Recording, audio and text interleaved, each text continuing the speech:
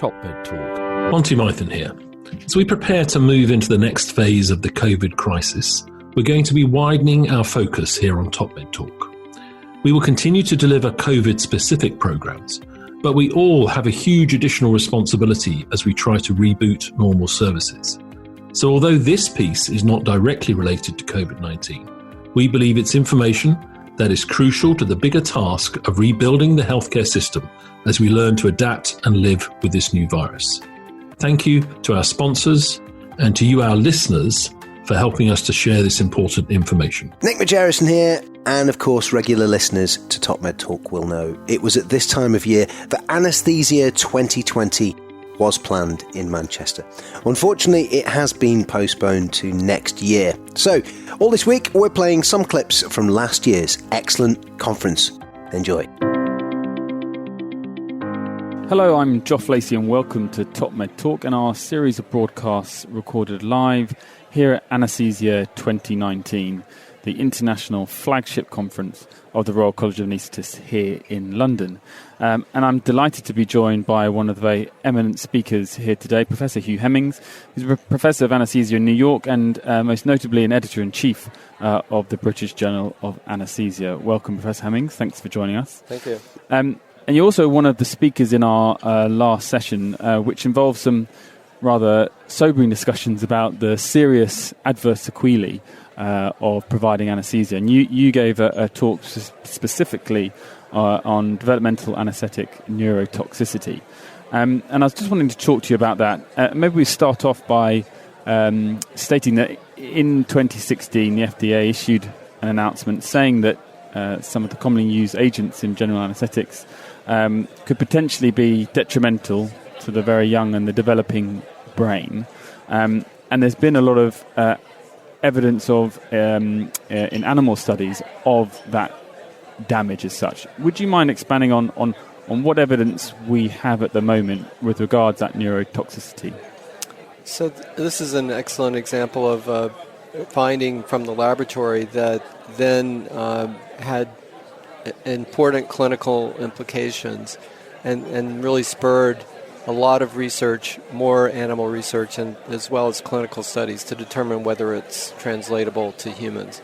It started with animal studies that suggested that anesthetic agents, more or less all of them, can produce neurotoxicity in animals exposed early in their life, so in the infant and neonatal stages of brain development, which is when most of the synaptogenesis and neurogenesis is occurring. This was initially followed by many confirmatory studies that showed that it was true also in other species other than rodent, which is where the first studies were done. It extended to primates, monkeys, which is much closer to humans, and it resulted in neurobehavioral deficits in these animal models. In other words, learning and memory were impaired. The animals that were exposed at an early age had functional neurological deficits as adults when tested in various models of learning and memory. So the concern then was where this, what impact will this have, or does it have, for human anesthesia? And these are quite significant findings for these animal studies, and grave concerns if they are translated into humans.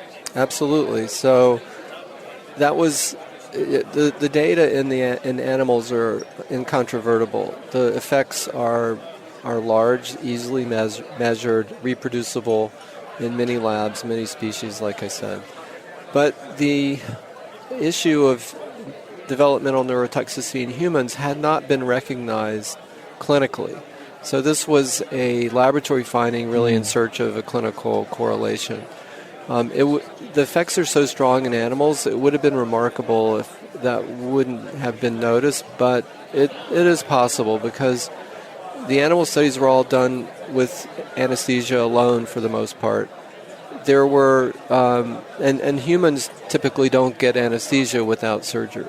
So, and So most of the time there was a comorbid condition in the human, so maybe that complicated some of the outcomes.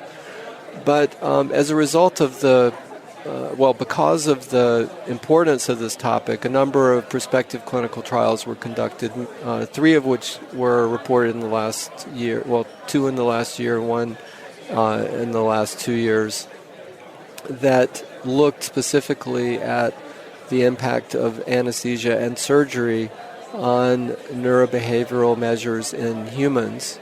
And these studies looked at exposure before age 3, which is felt to be the vulnerable period in humans, measured global intellectual function in terms of the IQ test, as well as other secondary measures looking at more specific neurobehavioral tests, and tried to determine whether human infants exposed to anesthesia early would have sustained neurological deficits or neurobehavioral deficits as they matured.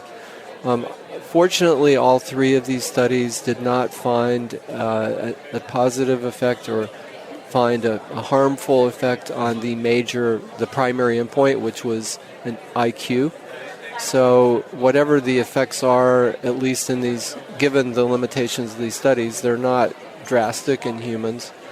The main limitation being that the exposure times are short, so the average is around 1 hour. So I think this gives anesthesiologists some degree of comfort, I think, in knowing that at least for exposures less than an hour or less in humans at these early stages of development, that we're probably okay with healthy children. The question then comes, like, what if there's impacts of comorbid conditions or something? And the kind of multiple hits of multiple anesthesia and the length of time, because correct me if I'm wrong, but the animal studies often were with longer periods of anesthesia. Is that correct? That caused harm. Correct. So the initial studies in animals involved very long exposures that probably don't have a lot of clinical relevance. But over time, they've been repeated and confirmed with shorter and shorter exposures, and to the point where, at least in rodents, there's a and probably also in primates, there's a threshold exposure time of about 3 hours, which seems to be the cutoff. Shorter than 3 hours, you don't get dramatic changes in behavior, whereas longer, it's more reproducibly measured. So these human studies, these prospective human studies that were recently reported, all looked at procedures that involved relatively short exposures. The other thing that came out from the animal work is that multiple exposures is worse than a single exposure for the same time. So that question was investigated in one of the studies, the MASS study, which compared single exposures to multiple exposures.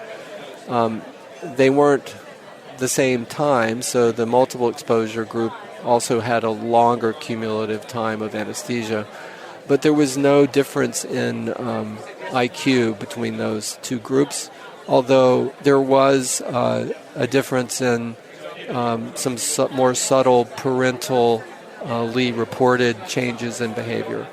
So do you think IQ is the best primary outcome to be looking at then for these, or whether because of the complexities of the human personality and intellect, we need to be a bit more searching harder in a way? I think IQ is a pretty coarse measure. Yeah.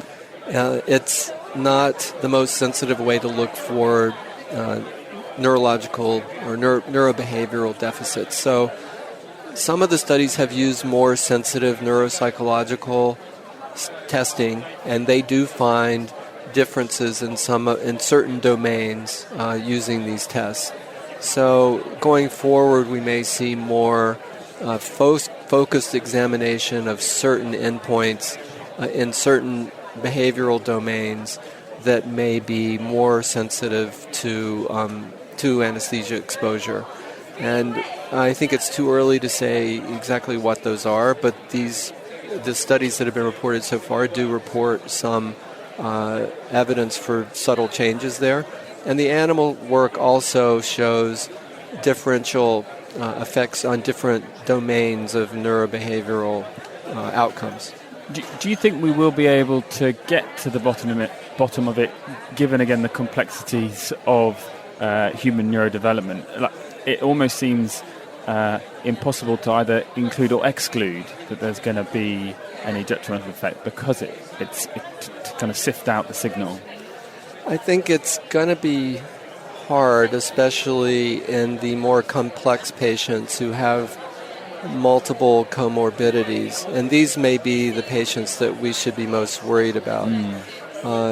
There are also those patients who have serious medical problems that require surgical or anesthetic treatments for whatever the disease is.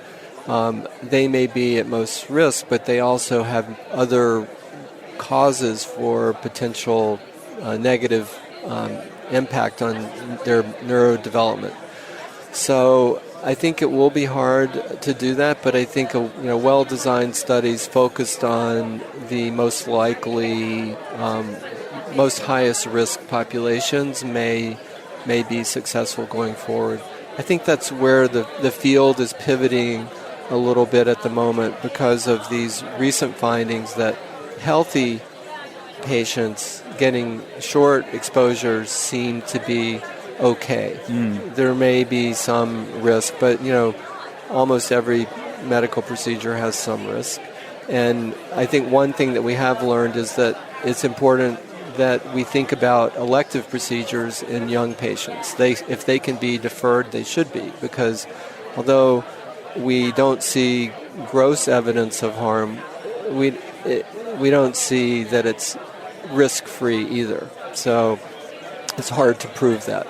So I think what the field is doing now, though, is looking at what about certain populations that may have already be more vulnerable in terms of their neurodevelopment.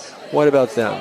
And I think that is where we'll see things going. And it might be easier to detect effects with smaller group sizes in those populations because the effects should be larger than in the normal patients that have been examined so far.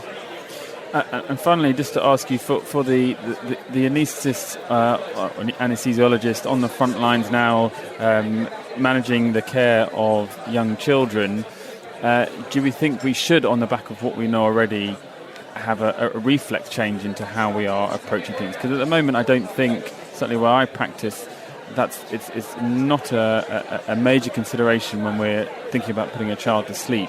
Is that kind of neurodevelopment possible toxicity? Are we already at the stage where we should start changing the way we approach the care of the child undergoing anaesthesia? I think we have to be aware of the potential for harm, and I think if the parents or guardians ask questions, we need to be prepared to answer those questions honestly, that there may be effects we're not sure, that the bottom line is that if the patient needs the procedure, they should have the procedure, and the probably small risk of anesthesia exposure should not prevent that. Yeah. That's where the issue of elective surgery comes up, because if there's no reason to not delay or to delay, then you probably should wait at least till 3 years, or 2 to 3 years. That's debatable, but doing elective procedures on fairly young children, on very young humans, is probably not justified given what we know from the animal data and some of the hints from the human data in normal patients. But I guess then the question becomes, what is necessary surgery or not? And one of the questions was about cleft palate. And I think, there are risks for not having that surgery early in terms of verbal development, eating. So those are clear, definitive outcomes, that would be impacted by not having the surgery. So I think, but, you have to have the information to make those decisions. It's always going to be a case by case, but certainly something we should put into our risk assessment, I suppose, is the... Absolutely. Yeah. I think, the well-educated public, read about these things. They tend to make it to the press. They love stories of anesthesia doing harmful things. So many patients will be aware of the reports, and I think we need to be prepared to answer them in an understanding way, knowing in detail the limitations of the data that have been produced so far. Well, Professor Hemmings, thank you very much for your time. That's all we've got time for now, but you can find out more from Anaesthesia 2019 on the TopMed Talk website, and we look forward to you hearing again soon. All the best. Thank you. TopMed Talk. Desiree Chappell here. Just a quick reminder, subscribe to TopMed Talk. We're a daily source of news and conversation focused on perioperative care. We bring you all the latest talk from all the major conferences in the perioperative space. We can also be found on Twitter, Facebook, LinkedIn, Instagram, and we now have a free mailing list with special offers and additional goodies for subscribers. Go check us out at topmedtalk.com. That's www.topmedtalk.com.